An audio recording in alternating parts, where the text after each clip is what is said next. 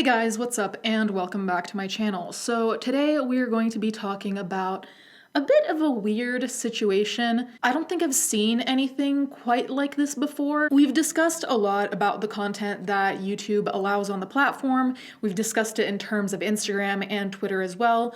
And we've also questioned the kind of guidelines that seem to be super enforced versus other guidelines that kind of just seem to be there to avoid criticism, but then that take no action whatsoever. And I'm gonna explain everything more clearly in a second, but before we do that, I just wanted to thank today's sponsor, which is Tommy John. Tommy John is a brand that specializes in making extremely comfortable clothing, loungewear, and underwear. Tommy John is dedicated to fit, fabric, and function. They use comfortable materials that adapt to the human body's movement, as in no more bunching up of fabric or rolling down, and they constantly evolve their products to be the best of the best. I've struggled to find comfortable clothes that are not only high quality, but that also fit me in the way I want them to. I've always loved the minimalistic style, and Tommy John not only excels at that, but is also the type of brand that makes durable clothing. In fact, one issue I've also had is finding clothes that last and that don't have to be replaced extremely often. I really enjoy wearing their loungewear at home as I edit videos or just to hang out and watch a movie. Additionally, they also have bras, and the bras they make are extremely comfortable, supportive, but also breathable. Personally, I highly recommend mixing and matching their products, such as this tank top with these bottoms. Try Tommy John today, click the link in my description box, and use the code on the screen to get up to 20% off plus free shipping. Thank you to Tommy John for sponsoring this video. So basically what happened is that Pink, the celebrity, singer, musician, whatever, called out a YouTuber. Now, this to me was extremely strange because, first of all, I kind of forget how big YouTube is sometimes, in the sense of I always forget that celebrities might watch YouTube and be aware of what's going on YouTube, which is really weird. It just feels like a clashing of two worlds. I don't know. It's just something that constantly slips my mind. But basically, she tweeted out about a YouTuber called Piper Rockelle. Now, before I say what she tweeted, let me just introduce Piper Rockelle because I hadn't heard of this YouTuber prior to everything that happened, which I'll explain. So Piper Rockelle is a 14-year-old YouTuber. She has a massive following of 8 million subscribers on YouTube, 4.8 million on Instagram. She's also an actress, dancer, and singer. And she posts a lot of videos that are like challenges, like doing so-and-so for 24 hours. She does fashion hauls, which we'll get into, and very much on trend type YouTube videos, if that makes sense. And like I said, she's 14, which is a key fact, so please do not forget that point. On her Instagram, Piper Rockelle, it says that her Instagram account is managed by her family. Pink tweeted this out, seemingly out of nowhere. Frankly, I don't know what occurred to make her tweet that specifically at this given moment. How many kids like Piper Rockelle are being exploited by their parents? And at what point do the rest of us say, this isn't okay for a 13-year-old to be posing in a bikini whilst her mother takes the photo? Now, the thing that makes this interesting in its own right is that people are still kind of separated on the situation. I haven't really seen necessarily a consensus. I think people within the communities that I follow, we have a consensus, but I don't think the actual public consensus is there, if that makes sense. So basically, some people responded to Pink's tweet, by saying, she's just a kid in a swimsuit. It's not sexualized unless you're the one sexualizing it. And in fact, Piper herself said pictures of teenagers in bikinis having fun are not sexual. They're only sexual if you view us that way. Also stating that, quote, my mom doesn't make me do anything.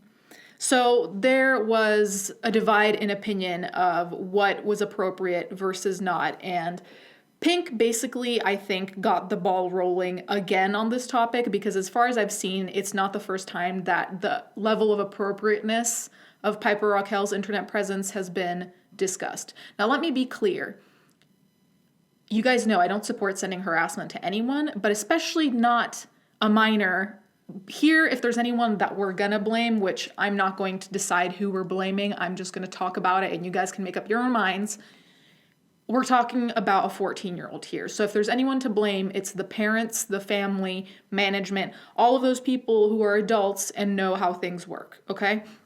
But basically, after Pink had tweeted this out, Piper posted a TikTok where she was visibly upset because she got harassment, which I was like, I don't know why anyone would go harass a kid over something like that when clearly, they're still a kid. So I don't understand how they put that 1+1 = go harass Piper, but completely inappropriate. Harassment is inappropriate generally. Anyway, this kind of led me down a little bit of a rabbit hole because now, thankfully, things seem to be getting better, I say, question mark. But what occurred is that because of all of this public attention and because Pink was trending for what she said about Piper, YouTube actually removed a couple of the thumbnails of Piper's videos because they were inappropriate for a minor to be having, especially since those videos are probably going to be suggested to other minors because I think her core demographic are people around her age. I don't think they're adults. I hope they're not adults because I think it'd be a little bit weird. The thing that a lot of people are having a problem with is that a lot of the videos that have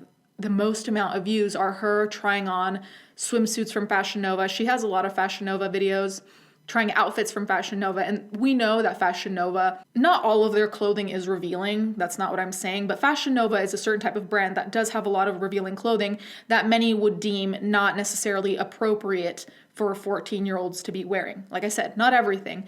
But doing a swimsuit haul on her channel from Fashion Nova got a lot of views. And all these videos that have some kind of inappropriate subtext get a lot of views. So there are videos of her with her boyfriend. There are videos of like her boyfriend reacting to her outfits. There are just videos that seem a little bit just video topics that, first of all, a lot of the time are clickbait anyway. But aside from that, the sole notion of a 14-year-old having videos about her boyfriend reacting to her outfits that are usually more on the risque side than just like a t-shirt and jeans. It's uncomfortable and it's surprising to me. Her mother, who manages her, I think there's also a manager, but her mother, Piper Rockelle, doesn't really see the issue here.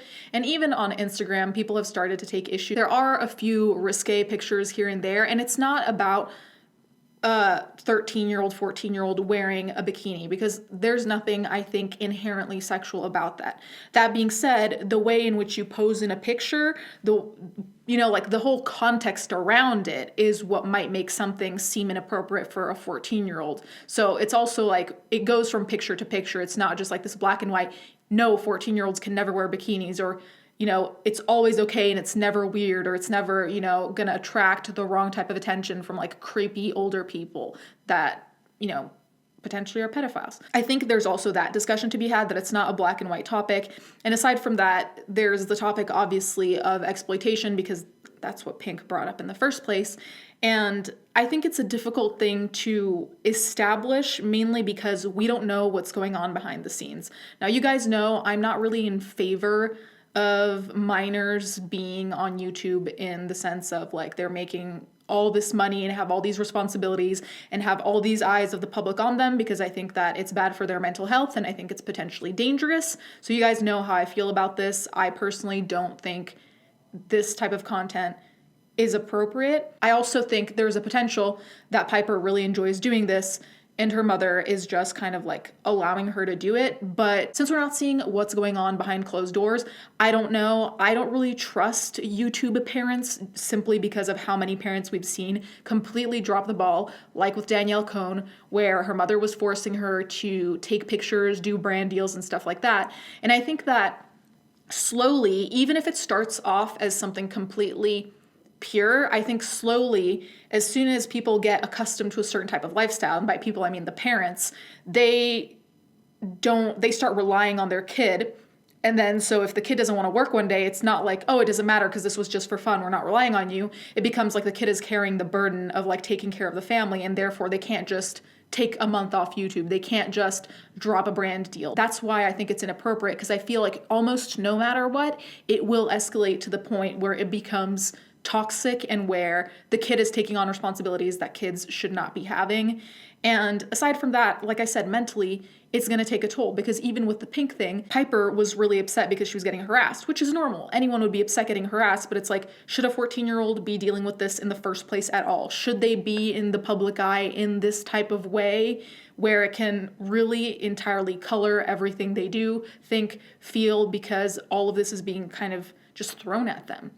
Now, there are other things with the Piper Rockelle situation that aren't directly relevant to this, but let me just say I'm aware there are other things that Piper Rockelle has been up to that, again, I think the mother should have been enforcing rules on. But regardless, there's the fact that she was going out while having COVID-19 and collaborating with people. There's the fact that apparently her and the Piper squad lived in a house all together, these other content creators with her that are similar type of content, similar age, which I also think is questionable. I don't know how healthy that can be either. There are other aspects surrounding Piper Rockelle that I think are issues, but I think the one that concerns me the most is the level of appropriateness, and then the concept of exploitation, the question of whether she's being exploited or not. I would like to know your opinions because, frankly, like I said, I don't think children belong on YouTube. I don't think it's healthy, and I think that it will really skew their brains to view reality in a way that it's not.